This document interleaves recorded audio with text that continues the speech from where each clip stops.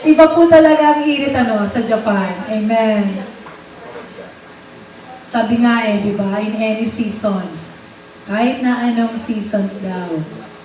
So always be ready for the Lord. No? So let us start. 1 or 2 are gathering together. So we will worship the Lord. Because we are here right now, so we will start our worship service. Amen.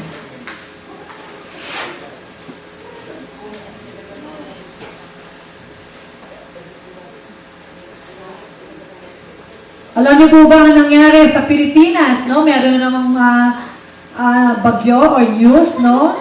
So, alam ko naman ay aware ang lahat. So, ang dami nangyayari actually sa buong mundo. Kayo ba, meron ba kayo nababalitaan? Just for a short opening, ano ba yung mga nababalitaan nyo all over the world? Actually, napakadami. No? Napakadami. Typhoon, earthquake, no? Napakadami. Hindi lang natin alam, pero maraming nangyayari sa buong mundo. No? So, kailangan tayo po ay always intact. No? Tayo po ay nananalangin para sa ating all over the world. So, I just want to start po sa ating scripture reading. So, kung meron po kayong Bible, so let us open our Bible to Psalms 23. Ayan. Yes. Habang tayo po ay naghihintay, so let us have our scripture reading.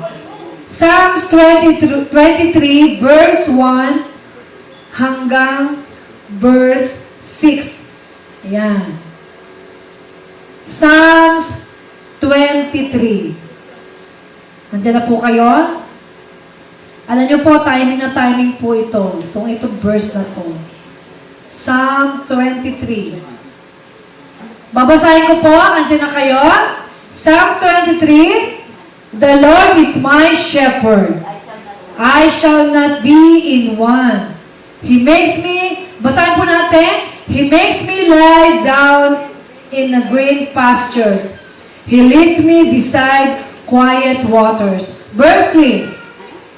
He restores my soul. He guides me in paths of righteousness.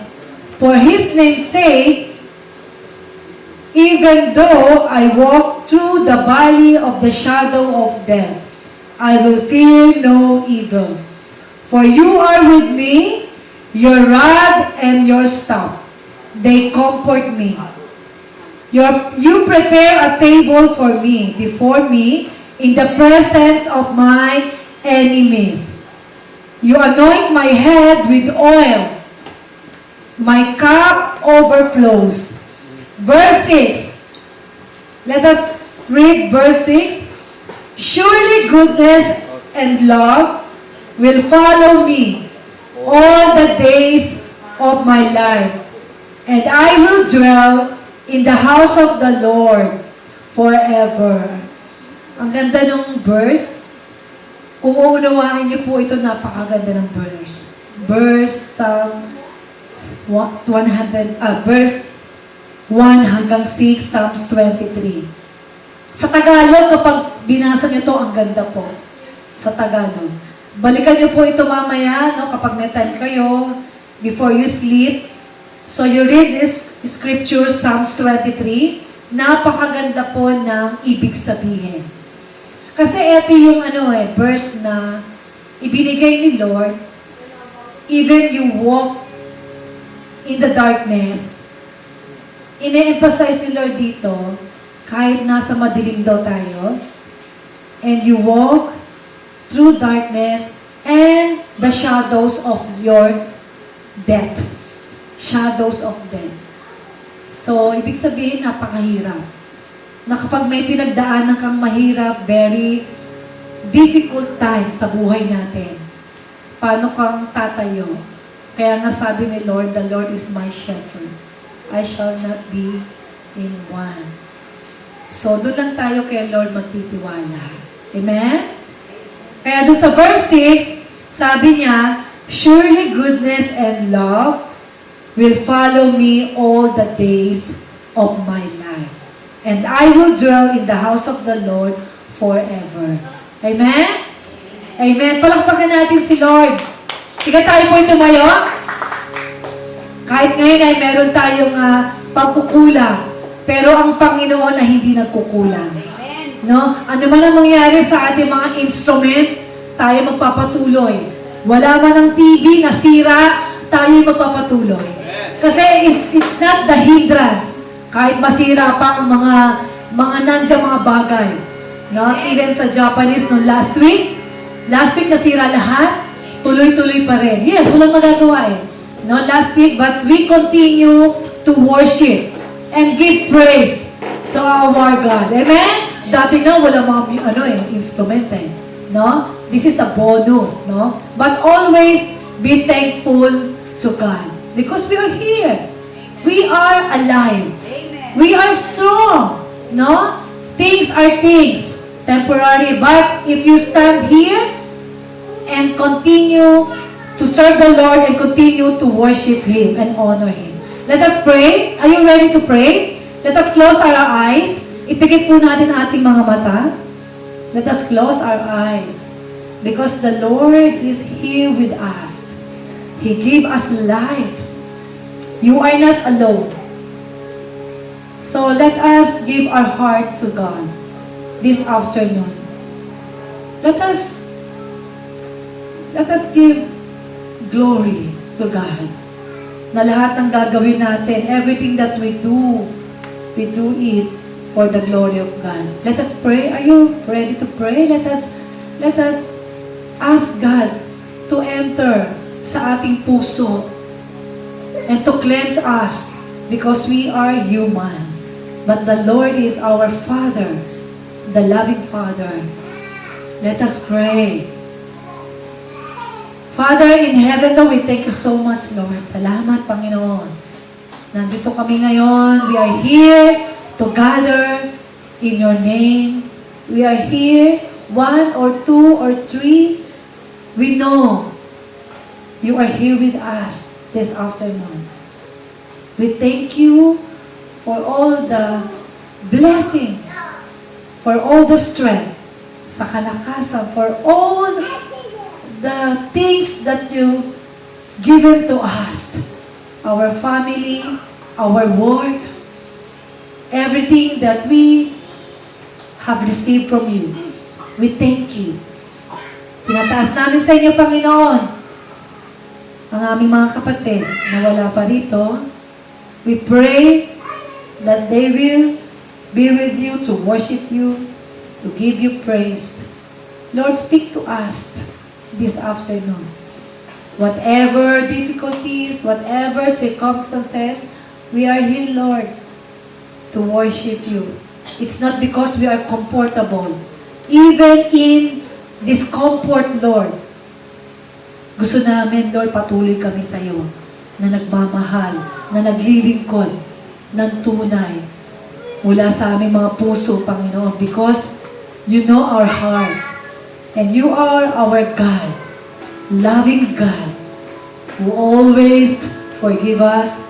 Lord, teach us, O God, to be faithful, na maging matapat kami, Lord, sa mga bagay na ginagawa namin. Dahil ito ay hindi para sa amin. We are not for us. We are not for anybody. But we're doing this for you to glorify your name. Salamat, Panginoon. We give you praise. We give you thanks. We give you glory. In the mighty name of our Lord Jesus Christ. Amen. Amen. Amen. Palapakan natin si Lord. Amen. Amen. Good afternoon, church. So, grabe, no? Let us worship God. Not because it's comfort, but we worship God because He is great. And we worship God because He loved us first. Amen. Hallelujah. Church, as we worship today, let us remember how much God loved us, no? And how He showed the love, no? Yung binigay na pagmamahal ng Panginoon sa atin. Let us always remember that. That is the greatest love, no? Na malilisin natin today and bukas. Tomorrow, bukas, Wednesday, Tuesday, Thursday, Friday, forever na pagmamahal ng Diyos sa atin. Amen? So as we worship, let's declare and lift up the name of the Lord who loved us so much, and the first person, ang unang Panginoon na nagmahal sa atin, only Jesus. Amen? Come on, church. God so loved the world.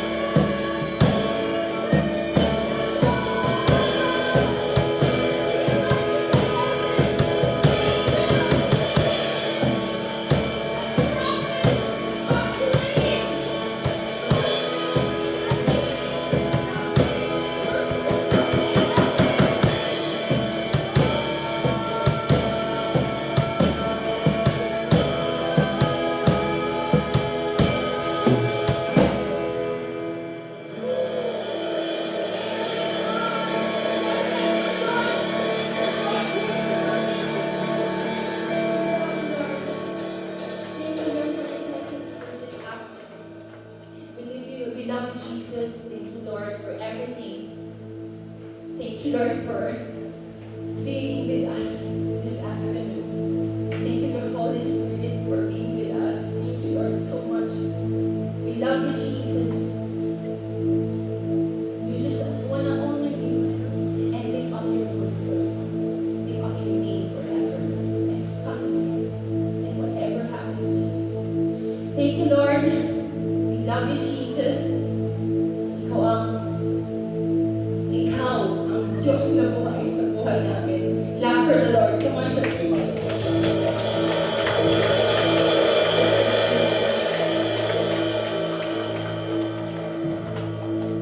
Life. The purpose-driven life. Yung plano ng Diyos sa ating buhay. Ito lang, paganda ng title nito. The Heart of Worship.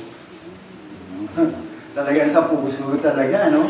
Ang Diyos talaga tumitingin sa puso talaga, whatever situation, no? You know, napaka-importante the heart of worship pag mayroong surrender, no? Sabi rito, surrender commonly used in word pattern. Surrender is an unpopular word disliked almost as much as the word submission. Okay, let's pray. Lord, thank you today. Thank you, Lord, this time. Lord, napakaganda ng aming mga puso sa harap mo. At patuloy na kami ay lumago at surrender ang aming buhay, whatever situation, whatever season. Lord, salamat sa time na to, salamat sa season na to. In Jesus' name we pray. Amen. Yan.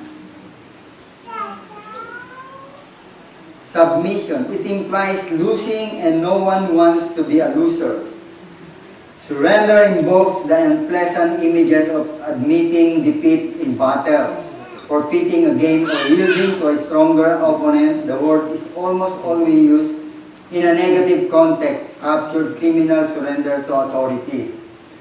Diba kapag nakikipaglaban kayo, nakikipaglaro kayo, ayaw matatalo, naglong ako, no? Pag natalo, I remember sa internet, si judo, yung babae, wala siyang talo, but I think foreigner yata yung nakatalo sa kanya. Grabe, sinigaw siya, oh. Naumiyak siya, the heart of Japanese. Parang never surrender in spite of losing. Diba? Dapat ganun tayo, no? In spite of everything in our life, never surrender. Oh, maganda ng hapon, yung kanilang, yung cold mindset of stamina. In spite of talagang pinarapis nila lahat, yung judo yun eh. But ayaw nilang matalo. Maganda nila, ayaw kasi nilang matalo. Tama naman din yun. Sino ba naman gustong matalo? Even in battle. But surrender in another way, that we talk about criminal, surrender is parang is losing, not actually losing heart. Parang bow down to admit that he or she is a commit criminal. But it's okay, surrender to the authorities sa mga police. Sa Tagalog, ang salitang pagsuko ay hindi kinagigiliwan. Halos kapantay ng pagkamuhi sa salitang pagpapasailalim. Sa Tagalog, nagpapahiwatig ito ang pagkatalo at walang sino man nagnanais na maging talunan. Tama naman, di ba? Nagdudulot ito ng mga hindi kanais-nais na imahe tulad ng pag-ami sa pagkatalo sa labanan, pagbitiw sa laro o pagpapasailalim sa mas malakas na kalaban. Madalas ang ginagamit ang salitang ito ay sa negatibong kontesto tulad ng mga kriminal na dakip. Kaya maganda, no? Surrender is a good words. Not talo. Lalo sa Panginoon, the spiritual way, surrender your heart is the best way. The heart of worship is surrender based on Christian application means, sabi rito, the heart of worship is surrender means that true praise to God is not about external performance, music or ritual, but about completely yielding your will, life, and desire to Him, it comes from biblical idea of presenting oneself as a living sacrifice. In Romans 12:1, kung babasahin yung Romans 12:1, na napakaganda, I beseech you therefore, brethren, by the mercies of God, that present your bodies as a living sacrifice. Di ba? Dapat buhay, hindi patay. No? Buhay ang gusto ni Lord. Di ba? Kahit nga yung nung Old Testament, yung mga animal, of course, the best animal at buhay. Sa Old Testament yun. But now, New Testament, wala na mga ganon. Personal you and the Lord. Yung personal relation, sacrifice yourself. Tayo na yun, di ba? Why surrender is the core. Authenticity over show. Lip service and loud music means little if the heart is stubborn or distant. Sa Isaiah 29:13, wala tayong i-search nyo na lang. 29:13. No? Hindi yung mga bagay na naririnig o music of everything. But ang tinitignan ng Lord, yung lips, the heart of stubborn. Di ba? Nagiging malayo. Sabi ni Lord, nagiging malayo. No? Kaya nga, kapag meron tayong kasalanan, hindi marinig ni Lord. Mayo. Hindi nyo marinig, kahit Christian, hindi nyo marinig. But we need to forgive. Ask forgiveness. Di ba? Para muling mabuksan ang tenga ng Panginoon. Trusting God, goodness, true surrender is fueled by love and trust in God's mercy, rather fear or obligation. No, dapat hindi maging mabigat, everything na obligation. No? Finding true life, letting go of self-reliance, actually brings inner peace, freedom, and spiritual strength rather than weakness. O sabihin mo sa katabi mo, may weakness ba tayo? May weakness ba? May kahinaan ba? Of course. Of course, we need to ask God for strength. Diba? Lahat naman may kahinaan. But we need to ask for strength. No? To have victory. Sabi rito ng isang author, si Matt Redman, discusses the personal story and realizing that led to writing the song, The Heart of Worship. Kaya kinanta ba yung si Jerome? Jerome nakanta ba yung Heart of Worship? Nakanta. Okay, kita mo? Yung kinanta kanina na yung second? Ay, hindi pa. Great are you, Lord, yun. Great are you, Lord. Okay, maganda rin yung Heart of Worship. Maganda rin yun. Last week siya hinanta. Heart of worship. But surrendering to God is the heart of worship. It is the natural response to God's amazing love and mercy to give yourself to Him not out of fear or duty, but love. 1 John 4:19. I-search na lang yun. 1 John 4:19. We love Him because He first loved us. Amen. Oo, siya pala ang unang nagmahal sa atin, hindi tayo Siya. No? Para maunawaan nyo na 1 John 4:19. 1 John 4:19. Siya pala unang nagmahal sa atin. Why? Why is? Because He first loved us. Important, napakahalaga. Sa 1 John 4:19 tell us, we love because He first loved us. It is the effectual love of God that first changed our heart. No? Tingnan mo, isipin mo. No? Siya muna nagmahal sa atin para mabago yung puso natin. No? Para mabago yung puso natin. Kayo ba, pag may nagmamahal sa inyo, hindi mo mababago ang puso? Nababago ko. But sometimes, depende sa pag-accept, no? Depende sa pag-accept ninyo. According to the love. It is the effectual love of God that first changed our heart. Sabi nga sa Tagalog, ang mabisa at tunay na pag-ibig sa Diyos ang siyang una nagbabago sa ating puso upang maging kakayahan mahalin tayo. In order to make us capable of love. Di ba? Example, yung pag-ibig, mahalin mo ang tao. Kaya nga love your enemies. No? Di ba? Di ba? Yun yung bagay na kaya na tayo inunang minahal. Kasi mahalin mo ang kaaway. Of course, hindi easy yun, hindi madali. But if you are true Christian, na mayroong pananampalataya at may pag-ibig sa Diyos, madali na yun. Kasi wala namang, Like really. wala namang mangyayari kung magiging kaaway mo siya. Amen. Sabi ng mga matatanda, magkakapera ka pa dyan. Hindi naman, away lang. Hindi mahalin mo na lang. Mas madali, di ba? The famous verse about offering yourself as a living sacrifice found in Romans 12:1. Napakalinaw nun, no? I beseech you therefore, brethren, by the mercies of God, that you present your bodies a living sacrifice, wholly acceptable to God, which is your reasonable service. Ito naman, napakaganda. True worship bringing pleasure happen when you give yourself completely to God. Notice, the first and last word at that verse are the same, offer. Offer. Ialay. Offering yourself in God is what worship is all about. This act of personal surrender is called many things: concentration, making Jesus your Lord, taking up your cross, dying to self, yielding to the Spirit. Napakalinaw naman yun. If the Lord Jesus Christ hindi niya ginawa, yung offer life to the Father, for sacrifice, to die on the cross. Di ba mabigat yun, di ba? Para lang sa atin. What matters that you do it not when you call is God, wants your life. All of it, 95% is not enough. Yung 95% is not enough. Ano ba dapat? 100. O 100 or more than. Pwede itong kakayanin. Di ba?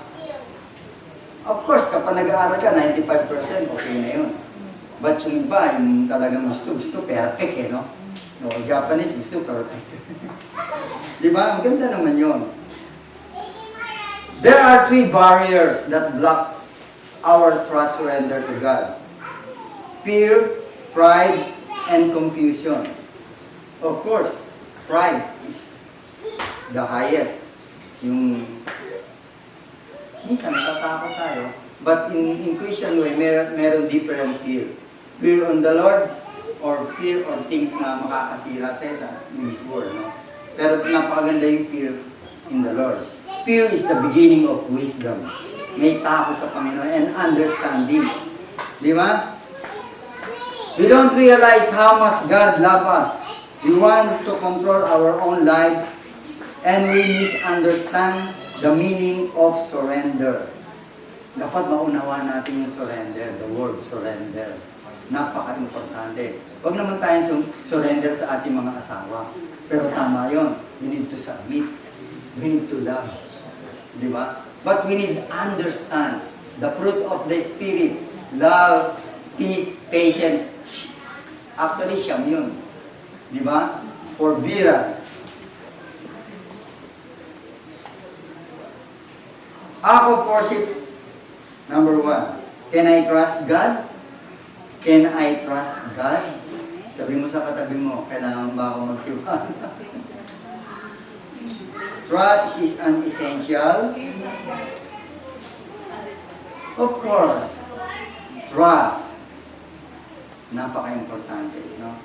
Ingredient to surrender, you won't surrender to God unless you trust Him. Hindi mo may surrender ang buhay mo kung hindi ka nagtitiwala sa isang bagay. Mahirap naman talaga, no? Yung pagtitiwala. Kailangan may tiwala. How do you know God love you? Paano mo malalaman na mahal ka ng Panginoon? Uy, ang dami. Ngayon nga lang sabihin mo sa katabi mo, ngayon pa nga lang, hanggang ngayon buhay ka pa eh. Amen. O, di ba? Yes. Isang proof yun. Ngayon nga lang, buhay ka pa. Gives you many evidences. God say He loves you. He never out of His sight. Gundo, He cares about every detail of your life. He gave you the capacity to enjoy all kind of pleasure. Hindi naman masama ang pleasure. No? Pero, kita nyo, di ba? He has good plan for your life. He gives you He forgives you and He's loving patient with you. God loves you infinitely, more than you can imagine. Na-imagine ba natin? More than you can imagine. Na ganun talaga yung pagmamahal niya and provide everything, even the small detail of your life. You wake up in the morning, you have breath. You wake up in the morning, open your eyes and hear something. Di ba? And your feet move. Your hands. Ako, tingnan mo, nakahiga pa ako ganun. Oh, di ba?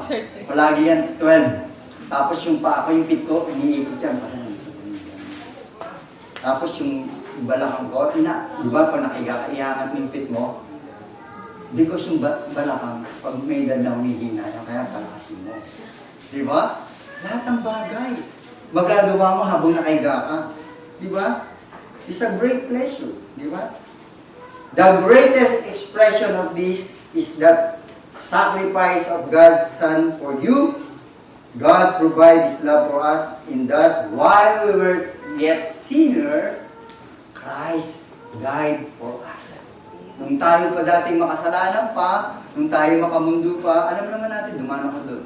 Bale, wala naman si Lord sa atin. Tutulong bukas, for us, trabaho, barkada, o ano naman bahay sa internet. Bale, wala lang, di ba? When you encounter Christ, makikita mo yung different. Ayaw mo na nang nagkakasala ka. Dati, pag bilang ka ng kamay mo, kasalanan eh. No, di ba kung minsan, nantok na tayo, hindi mo natin kinukompis yung kasalanan. Parang normal lang, di ba? But if you receive Christ, your personal Savior, meron ng pagbabago. Uy, nakasala ko. Uy, nakagawa ko. Meron ng conviction. Yun ang maganda. Pag nakaramdam ka ng ganon, may conviction nga na parang baliwala lahat ng dumadaan sa buhay mo. You receive Christ, you save. Kasi may conviction. Di ba? But God demonstrated His own love toward us in that while we were sinner, Christ died for us. Boom, namatay si Lord sa iyo nung ikaw ay makasalanan. Nung ikaw pa ay makasalanan. Ang ganda sa Tagalog dito, sabi dito, datapwat pinagtatagubili ng Diyos ang kanyang pag-ibig sa atin, na nang tayo'y mga makasalanan pa, si Kristo ay namatay dahil sa atin. Ba't kailangan niya mamatay? Ba't kailangan mamatay? Kasi may pag-ibig. Mahal niya tayo. Siya una nagmahal sa atin. Pinatunayan ng Diyos ang pag-ibig. Aba, tingin mo, masarap mapako? Hindi biro mapako. Sa ating nga, dami nagpapapako. Pero pag nandun na, susuko na. Nagpapababa na. Pag ipapako ni kamay, o kung minsan may namamatay. Minsan bago umakyat sa ganon, iinom muna. Kung iba yun, nagda-drugs. Para hindi maramdaman. It's not joke. It's not easy to tularan mo ang Panginoon. Kasi it is finished. Wala nang pwedeng gumawa.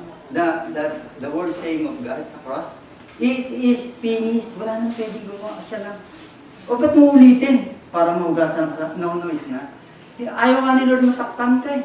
Bakit mo bubutasin ang kamay mo para ipako sa cross? It's not. That's why it is finished. We discover that He is not tyrant. Ano ba yung tyrant sa Tagalog? Medyo malalim mo. But a savior, not a boss, but a brother. Not a dictator, but a friend. To be friend in Jesus.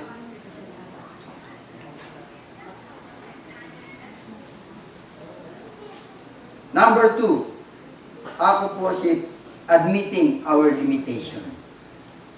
Our limitation. Sabi mo kay sister, bawat isa, hanggang saan ang limitation? Uy! Yung limitation tayo mismo, di ba? Meron bang above your limitation na kaya talaga? Ano? A second barrier to total surrender is our pride, sinabi ko kanina. We don't want to admit that we are just creature and not in charge of everything. Of course, narinig natin, tao lang tayo, pastor, human, gano'n. Of course. But you know, if you are totally matured, your Christian life, your spiritual, kaya mo yan. Even life and death, sa akin dumaan na, whatever happened. walang hindi pwede kaya. Kasi yung buhay, nasubukan na yun. Kahit kunin pa ang buhay, no problem. Kaya. For God knows that in the day you eat, of if your eyes will be open, you will be like God, knowing good and evil. In Genesis, no? This is the oldest temptation, that verse, where the serpent tells Eve, you will be like God, nung tinem si Eve. Si Eve ba, babae, lalaki? Si Eve, babae. Okay, babae. Si Adan, Lalaki. natang, baka magkabaliktad. Lalaki. Okay. Babae, ang unang tinokso. Hindi lalaki ha. Maliwanag ba tayo? So, babae. The temptation, the serpent, Satan speaks this word to Eve in the Garden of Eden in Genesis 3-5. The lie, yung pagsisinungaling. He questioned, God command and promise that eating the forbidden fruit will bring divine wisdom rather than death.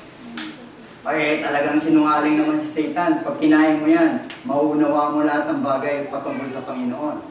Hindi ka mamamatay. Di ba?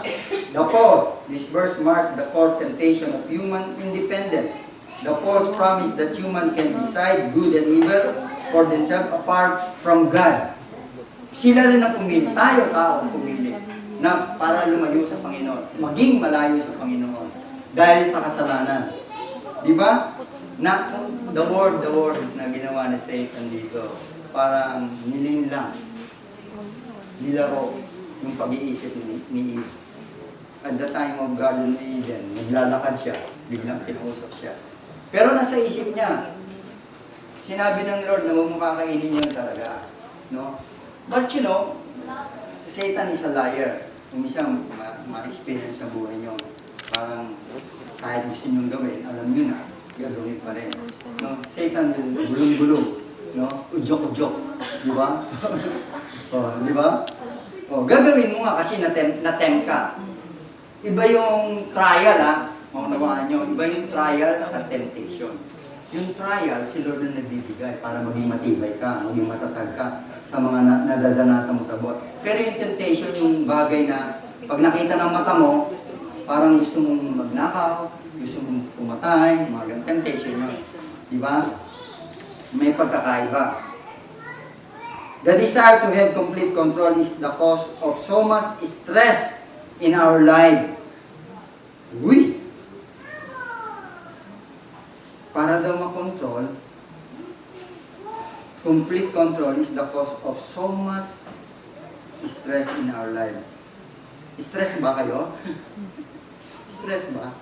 Sabihin mo sa katabi mo, stress ka ba, sister? Stress? Uy!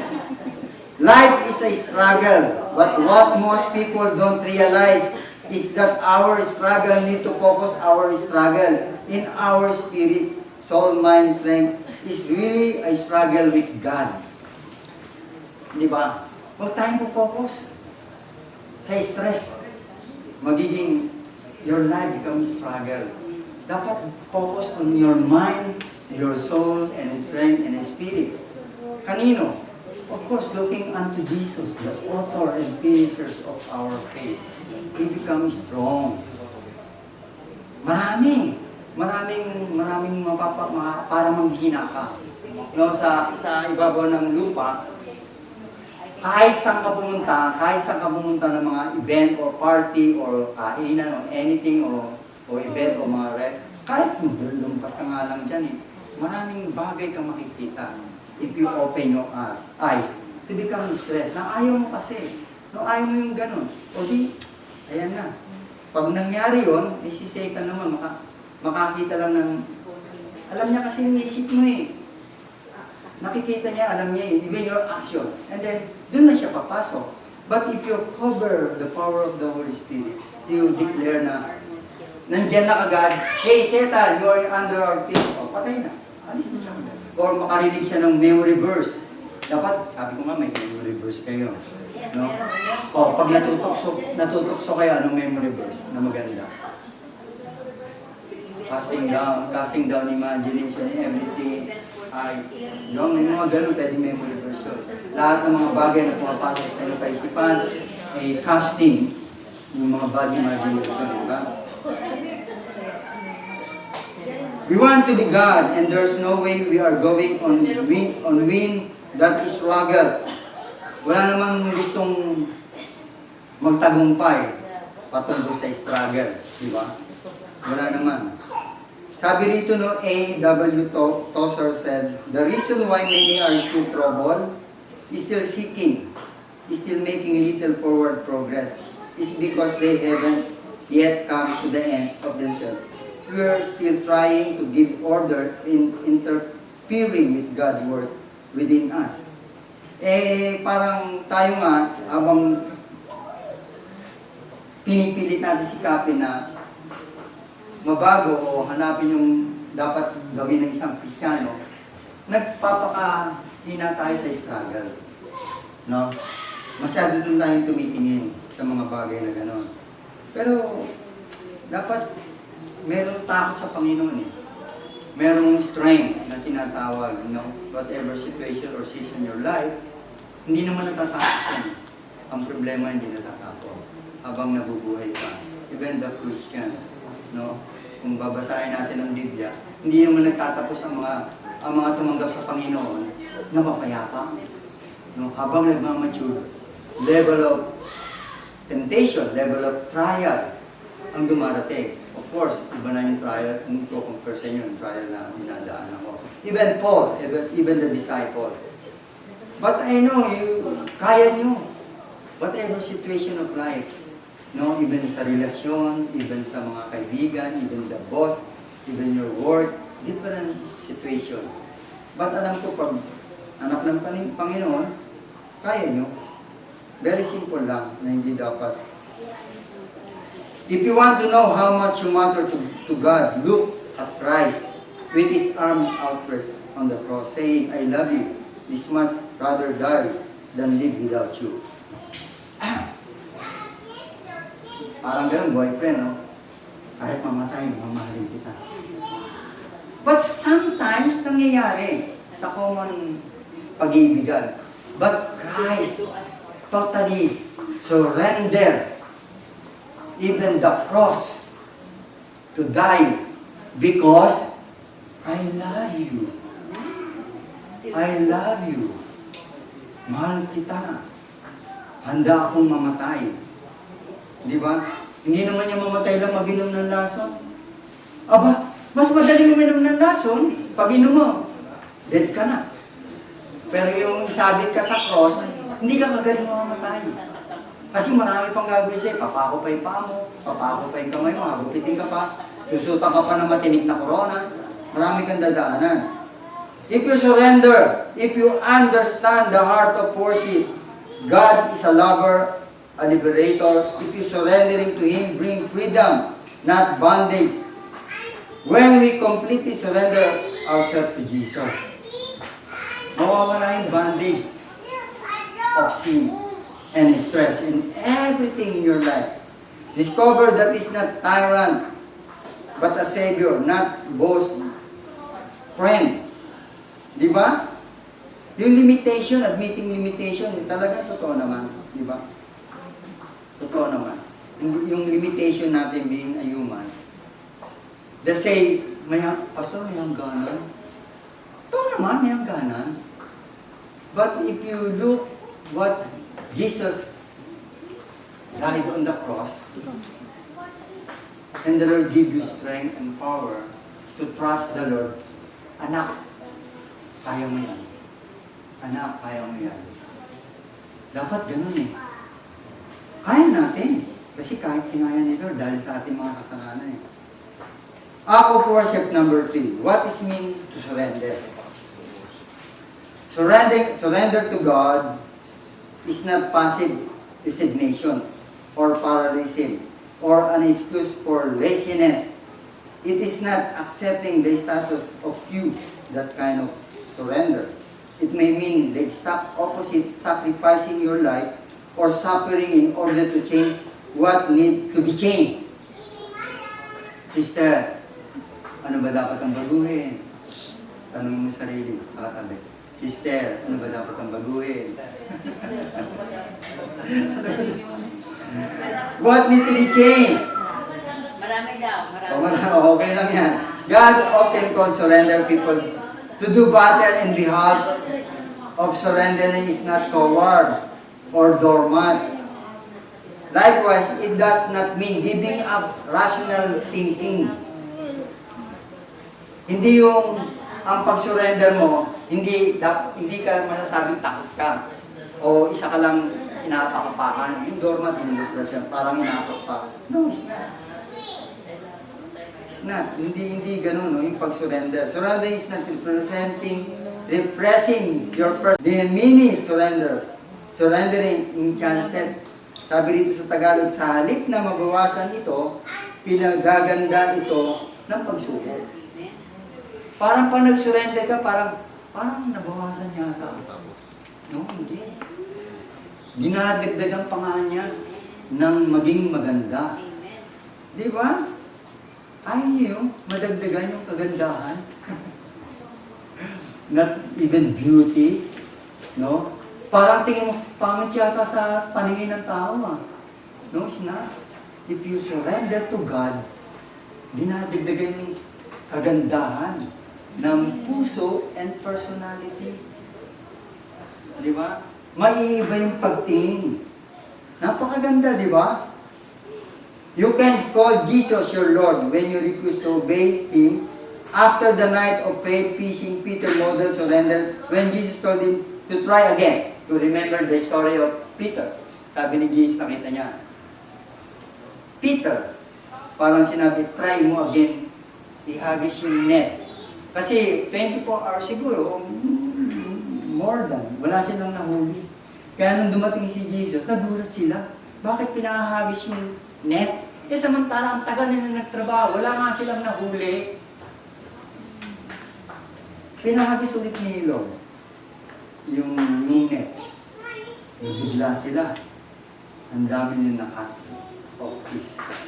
You know, if you follow God, nothing impossible in your life will change. Na hindi mo inakala, Lord, kung tagal namin dito sa dagat. O sabihin natin, almost 24 hours or less, half 24 hours, wala kami nahuli. Pero sabihin mo, hagis ko yung net. Ano kaya mahuhuli ko? Tubig ulit? You see? Yung pagtitiwala ni Peter na sumunod. Ganun naman minsan eh. You need to follow and obedient. Sabi mo sa katabi mo, sister, brother, sumunod ka na. Sister. Follow. Sumunod ka na. Surrender people obey God's words even if it doesn't make sense or difficult to do. Parang sa isip mo, yung word of surrender, parang nonsense o mahirap sundin. No? But of course, may mga ganong pag-iisip. But if you try to surrender, doon makikita yung resulta. Hindi ganun kabilis, but sumunod ka muna, makikita mo yung resulta. You know, your surrender to God when you rely on God to work things out instead of trying to manipulate Father force you agenda in control of the status. You let go and let God work. You don't always be in church. Kasi kung minsan, kaya hindi natin surrender. Kasi gusto natin, tayo yun eh. Tayo yung, parang tayong gagalaw, tayo yung masusunod in everything. Dapat hindi tayo in church. Dapat i-allow God in church. Parang nagmamaneho. Ikaw nagmamaneho. Di ba? Of course, need to drive. But allow God to drive your life. Di ba? Siya mismo magmaneho. Amen. Oh, di ba? The Bible says in Psalms 37:7-9. Tingnan na lang yun. Surrender yourself to the Lord and wait patiently for Him. Do not be preoccupied with evildoer who succeed in his way when he carries out his scheme. Ano ba yung ibig sabihin nun? Masyado tayong over-occupied sa buhay. And the Lord send you yung mga bagay na makakasira. Ganun naman si Satan, pag nakasilip yan. Wow, busy sister. Oh, ang daming ginagawa. Doon lang naman siya pumapasok.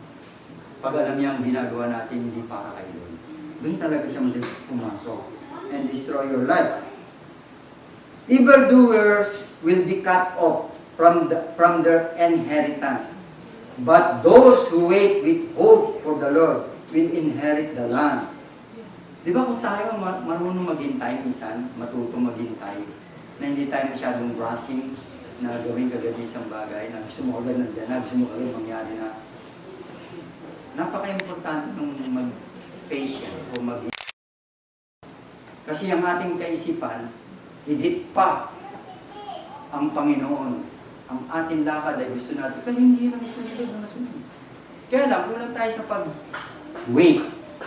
Wait. Pwede ba maghintay ka? Kulang na sabihin, batukan ka pa eh. Pwede ba maghintay ka? Apurado ka pa sa akin eh. Di ba? Kumisan, ang magulang, gano'n. Pwede ba? Ako muna, bago ka sumunod. Si Lord, siyempre, hindi man gano'n. But you know, you need to surrender.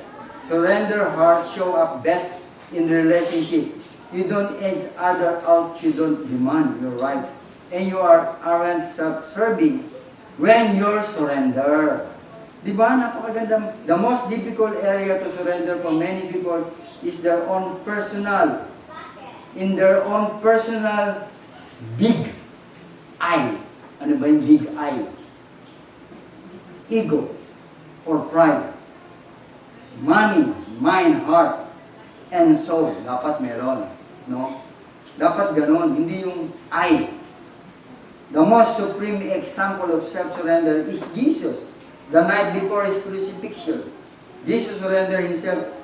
God's plan He prayed. Tingnan nyo, pakinggan nyo ito ha. Bakit siya nag-surrender? The God Father. Father, everything is possible for you. Please take this cup of offering away from me. Yet I want your will, not my will. Or your will be done. Amen. Of course, at the time of crucifixion, dalawa yan eh, human and God. But because of mahirap bakit nga sa Kanya? But you know, ang sinabi niya, your will be done. Aking Ama, kung ano yung plano mo na mangyari. Kahit of course, in human, hirap. Naglalaban yung flesh and spirit, di ba? Pero nasabi niya pa rin, no? Jesus didn't pray this kind of prayer. God, if you're able to take away this pain, please do so. Para maalis yung sakit na nararamdaman. He had already affirmed that God can do anything. Instead, He prayed. This is the prayer of Jesus. God, if it is in your best purpose to remove this suffering, please do so. But it is fulfill your purpose that what I want to. Hindi yung plano ko ay gawin mong mangyari. Kaya naman tayo nakakilala sa Panginoon. Kung si Lord Jesus ba nakapako? No, wag naman ako, mahirap nito. Sego mo na ipasa. Tingin ko, pag pinasa sa inyo, kaya nyo. Tinatay yung pierno. Walang nakagawa. Only Jesus died on the cross for suffering. Kaya nga sabi niya, Ama, kung nararapat manatili ang pain, gawin mo. And your purpose and your plan, mangyari sa gusto mo. Palapak naman ako si Lord. Genuine surrender saying, Father, this problem, pain, sickness, or difficult circumstances is needed to fulfill your purpose and glory in my life or in other pleasant, don't take away. Di ba? Masakit ba, sister? May pain ba? May difficult circumstances ba? Marami naman talaga.